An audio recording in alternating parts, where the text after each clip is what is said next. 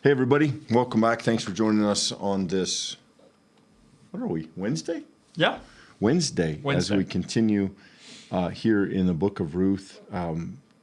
We are in chapter 3, verse 6. Just a kind of reminder, brief reminder, chapter 3 is a very interesting story. There's kind of a story and a story within the story.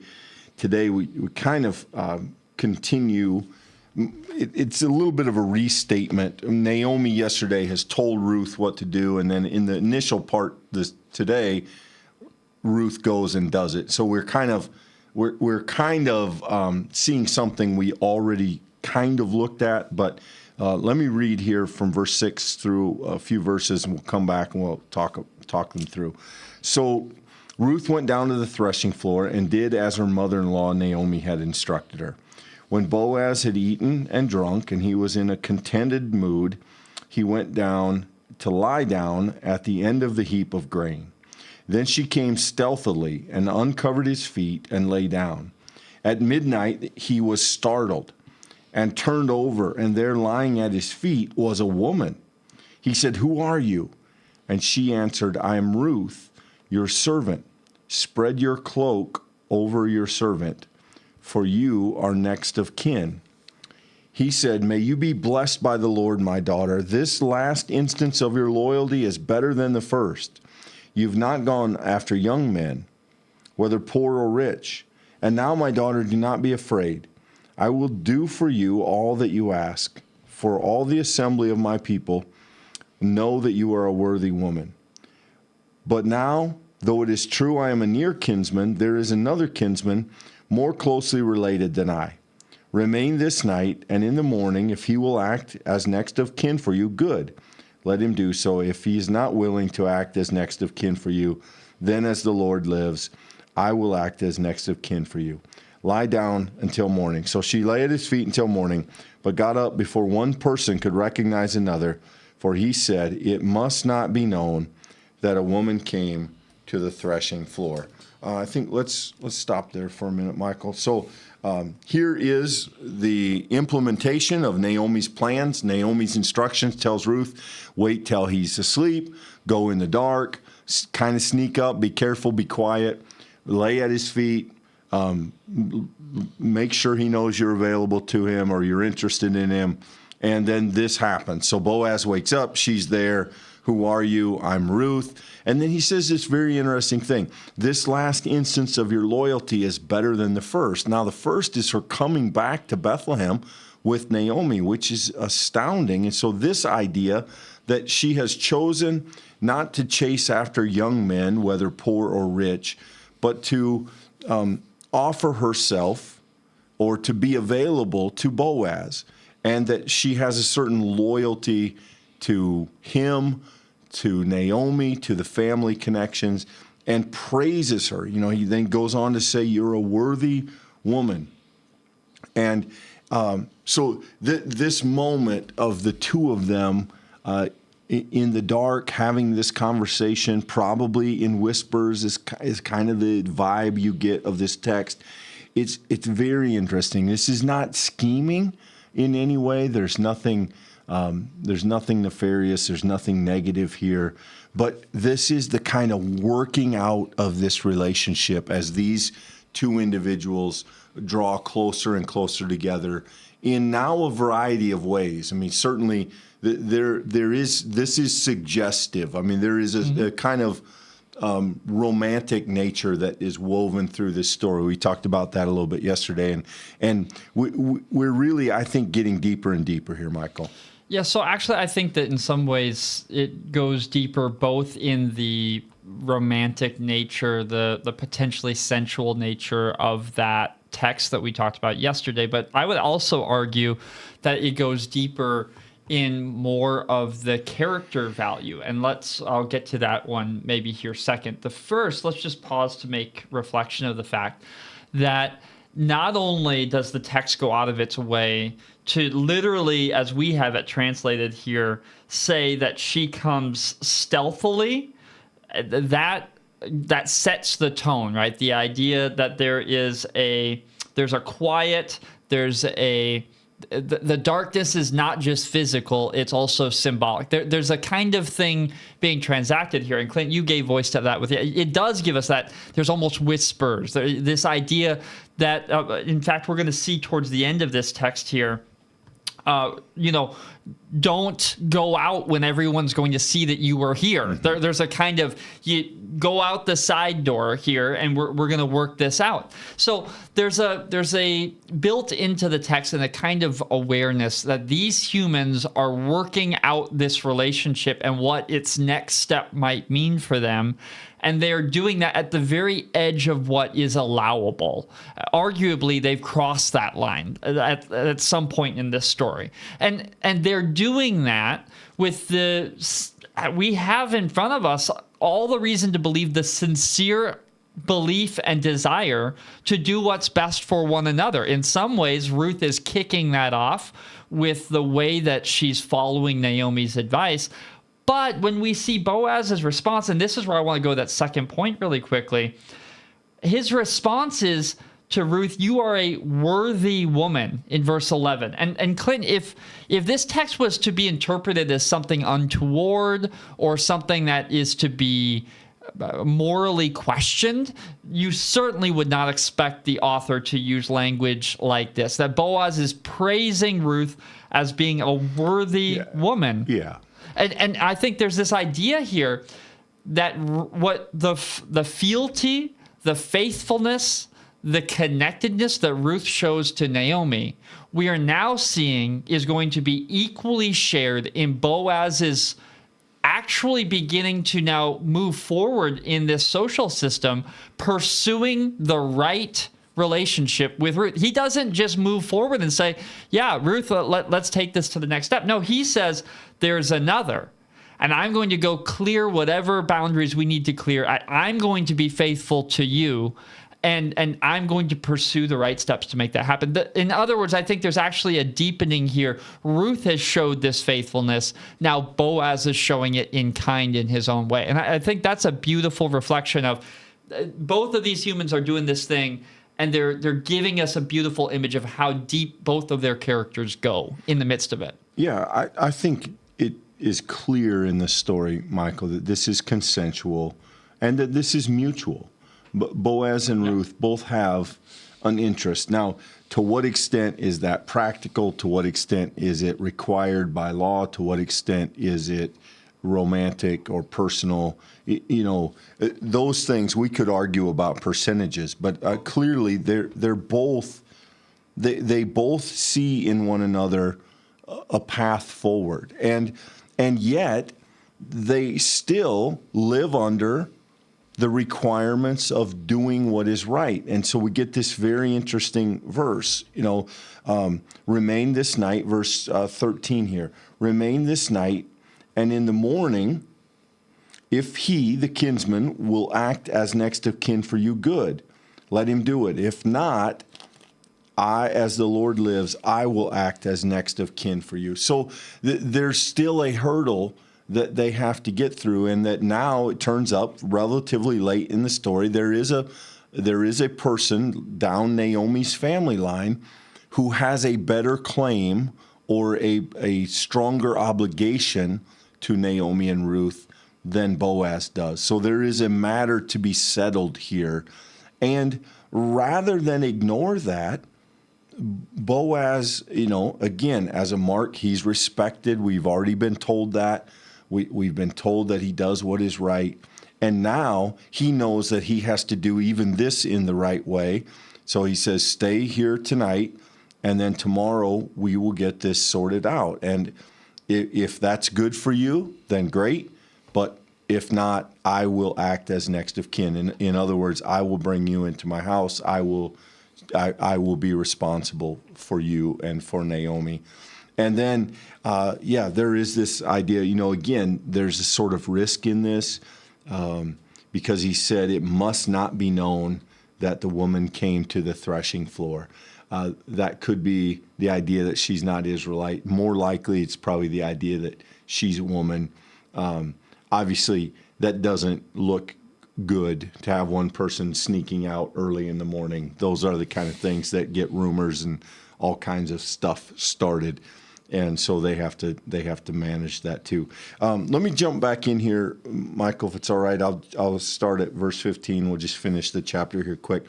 Then Boaz said, "Bring the cloak you're wearing and hold it out." So she held it, and he measured out 6 measures of barley, and he put it on her back.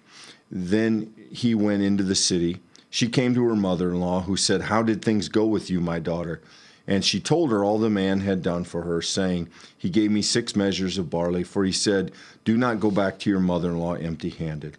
She replied, "Wait, my daughter, until you learn how the matter turns out, for this man will not rest, but will settle the matter today." And I think this is a very interesting way to end the chapter, Michael. You have Naomi, and she's kind of the wise older woman in this. This is like, "Oh, this man is bitten.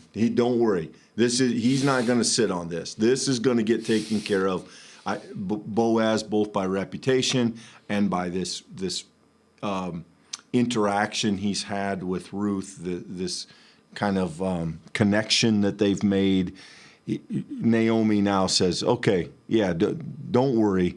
He's going to get this taken care of." And I think there's a not fable-like, but there's just that kind of old motherly figure, grandmotherly figure, speaking wisdom and calling for patience here that I think it's kind of a fun caricature. And I think, Naomi plays a classic character in this part of the story. So there's a question that I raise at this juncture of the story, Clint, directly connected to that. And that is that clearly the narrator wants us to know that Naomi knows what's up. She's got some sense of how this goes. And we, the reader, are told here in verse 13, in Boaz's own words, there's another next of kin. There's another person. And, it's not unreasonable to think Naomi likely knows that too. Well, yeah. There's a sense in which there's a lot of cunning and intelligence. There's a lot of thinking about what is the best way forward and who's the best person, not just in terms of relational connectedness, but even I think we've seen so much of this theme of being faithful to one another. The person who you can say with confidence, "Don't worry," verse 18, he's not going to rest. This is going to get done, right? And I think that there's an assessment of the character of the other people in this story that I find really compelling.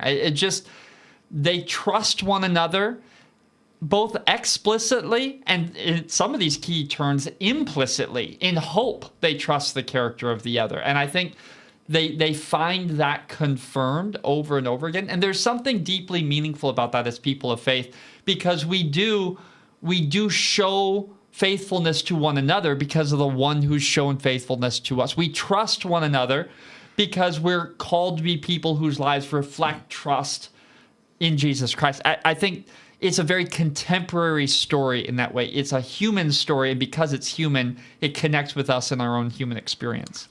It's easy to read this story. I mean, the very title of the book is Ruth, so it's easy to read this story and think this is primarily about Ruth.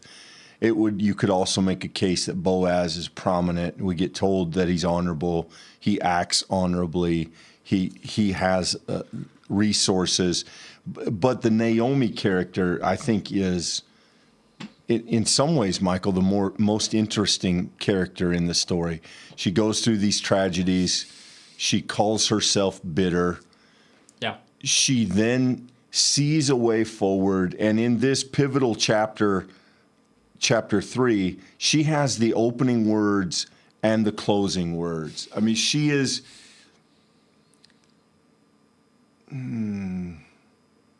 directing might be too strong a word. Helping navigate, pulling some strings. She's involved in the story, and I think how you read it depends how involved you think she might be. But we've said from the start that part of what the book of Ruth is a story of women who are vulnerable but very capable, finding their way forward in a world that is hospitable and has dealt them a bad hand. And Naomi is, I think she's the primary example of that. She's telling Ruth what to do. She's instructing him. Go here, talk to him, say this to him. Now just wait. There's a time to act. There's a time to wait. She seems to understand which time is which. And I think there aren't many places where the scripture invests that kind of understanding and wisdom in a female character. And I think Naomi stands out on that list. There are a few, but I think she's prominent on that list. And I think that makes her a really fascinating character in the story in terms of how this is written. No doubt. And let's make sure we read this carefully here, following verse 16. How did things go with you, my daughter? She goes on to say, wait, my daughter, in verse 18. Remember when so often in this book we've had just stitched in there the Moabite, right? Ruth the Moabite. Here, there's been a kind of transformation in the tone of the text because Naomi and Ruth, they're not just two people walking parallel paths. These are two women whose faithfulness to one another, their commitments to one another, their oath, Ruth's oath, you might even call it, to Naomi here, has opened this new pathway in which now they are shoulder to shoulder navigating this as family, and Naomi is going to lead her daughter, full stop, regardless of where she came from, regardless of how she came into the family, regardless of all of Naomi's loss, which is deep and great. Regardless of all of that, these two are now they are navigating this as one. And ultimately, what's going to end up happening as this story progresses is it's only going to multiply as Boaz will become part of that number. And that's maybe some of the most subversive things happening here. Because on one hand, this could like these ladies are courting Boaz's strength, but in some ways, they already have the unity of this relationship, and they're inviting Boaz into it. There's just a beautiful, unexpected turn happening in a story like this, and it's delightful. I mean, if you're willing to slow down and see it, there's delightful irony and delightful, unexpected turns, and it's just happening right in front of us, and it's deeply human, and it's deeply effective in a way not all Old Testament texts can speak with that same kind of familiarity or that same kind of clarity. And this one, I think, it's both complex and simple, and it is unashamed of either. I suppose on one hand, Michael, it's not surprising because we're at the smallest circle in chapter 3. We have this intimate conversation between Ruth and Boaz and between Ruth and Naomi. But it is, I think, important and telling that chapter 3 of the 4 chapters of the book of Ruth, the only one that doesn't use the word Moabite. That word is not in this chapter. These are all people. Ruth is not the Moabite. In fact, when Boaz says, "Who are you?" she says, "I am Ruth, your servant." So she speaks as one inside the circle, exclusively only in this chapter. And I don't know if that's intentional, but I think it's important. I think that matters, and I think it's interesting that Ruth is now making that transition even another step of outsider to insider. You know, one thing, and we need to be brief here as we come to the end of our time, is one of the reasons this story doesn't strike us as Americans probably as a romantic story is because of a very different cultural understanding of what binds relationships together. And I think that if you're able to step back a little bit and try to look at this from a more ancient perspective, there's a beautiful display of how, at our best, our interpersonal relationships, whether romantic or not, they are driven by deep and valued and upright character. I mean, there's a kind of at our best, we're people that strive to be the best kind of people that we can be for the people at the closest circle of our lives. And yes, it's beautiful if you have seasons of life where you feel emotionally connected, if you feel romantically involved. I mean, that's not a bad thing. But at the end of the day, any couple that comes for a wedding, what you hope for them is not that the romance continues unendingly. What you hope for them is, I hope that this part of this relationship helps you find and see and grow the parts of your character, that you will become a more wise woman like Naomi, that you'll become a more faithful woman like Ruth, that you will become a person who does the right thing like Boaz. All of that, I think, is this beautiful expression of what maturing can do and what healthy relationships can be. And I think maybe in some ways we overvalue in our culture some of those connectional aspects, and we miss some of the deep character portrayals in a story like Ruth. Yeah, and I think the next chapter will continue that exploration of how it is that people have to navigate the moment that they're in and the fences that are set by their culture and their patterns and their practices, and how it is that, in particular in this story, these two women and now one man who joins them figure that out for themselves. Yeah, really good stuff. We're glad to have you with us. Certainly like this video if you found it interesting or engaging, helps others find it in their own study. Subscribe if you want to follow along with us in this study through Ruth and the studies that will follow it. We are glad to have you with us today, and we'll see you next time. Thanks, everybody.